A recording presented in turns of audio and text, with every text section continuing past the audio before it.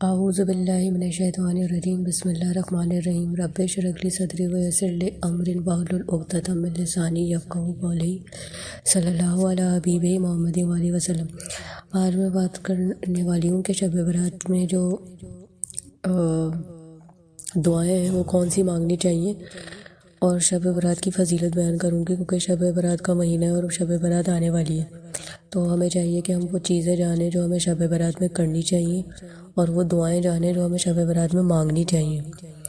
جیسے کہ حضرت عائشہ صدیقہ رضی اللہ تعالیٰ عنہ نے حضور اکرم صلی اللہ علیہ وسلم کو دیکھا کہ آپ جنت البقیع میں ہیں اور آپ کے ہاتھ یوں آسمانوں کی طرف بلند ہیں۔ فرمایا کہ عائشہ، آج 15 شعبان کی رات ہے، اور آج کی رات اللہ میری امت کے لیے اس قدر برکت اتارتا ہے۔ عام راتوں میں وہ آخری پہر میں آتا ہے، لیکن شب برات جو ہی آتی ہے تو وہ پہلے آسمان پہ جلوگر ہو جاتا ہے۔ اے عائشہ سنو، میری امت کے اوپر ایسے انوار اتارے جاتے ہیں کہ وہ ایک قبیلہ جس کی بکریاں پورے مدینے میں سب سے زیادہ ہیں، ان بکریوں کے بالوں کی تعداد سے زیادہ میرے امتی بخشے جاتے ہیں۔ اس رات تو اس کا مطلب یہ ہوا کہ بس آنے کی دیر ہے، بخشش ہو گئی۔ اس رات میں ہر حکمت والا جو کام ہے وہ بانٹ دیا جاتا ہے، تو اس سے 2 مرادیں ہیں۔ پہلی مراد تو یہ ہے کہ اس میں اللہ سارے سال کے فیصلے فرماتا ہے، کس کو کتنا رزق دینا ہے، کس کو کتنی اولاد دینی ہے، کس کو بانجھ رکھنا ہے، کس کو عزت دینی ہے، کس کو ذلت سے گزارنا ہے، کون زندہ ہو جائے گا، کون مارا جائے گا، سب آج کی رات بانٹ دیا جائے گا۔ اور دوسری مراد بڑی خاص ہے، وہ یہ ہے کہ اس میں جو بندہ ہم سے مانگتا ہے ہم اسے وہ بانٹ دیتے ہیں۔ اس زمانے میں مفسرین فرماتے ہیں اور انہوں نے لکھا ہے کہ اس رات 5 چیزیں اللہ سے ضرور مانگنی چاہیے۔ پہلی چیز، اس رات میں اللہ سے مانگو کہ اللہ مجھے اپنے دین کی خدمت کی توفیق عطا فرما، کوئی فیض نہیں ہے بغیر خدمت کے۔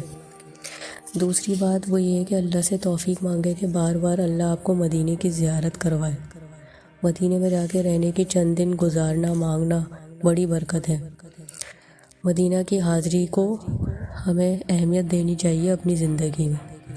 تیسری دعا، وجعلنا للمتقین اماما، مولا مجھے متقین کا امام بنا دے، اور ایسا موقع دے جب میں کھڑا ہوں آگے تو میرے پیچھے متقین کھڑے ہوں۔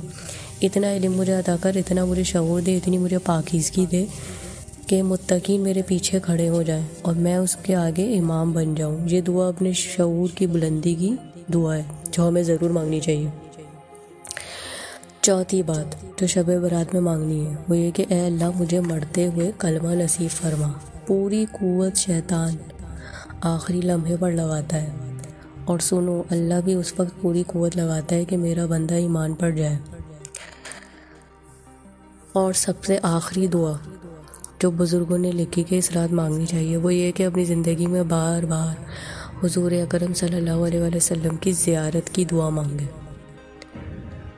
اس میسج کو صدقہ جاریہ کی نیت سے آگے بڑھا دیں۔ تھینک یو سو مچ، وما علینا الا البلاغ المبین۔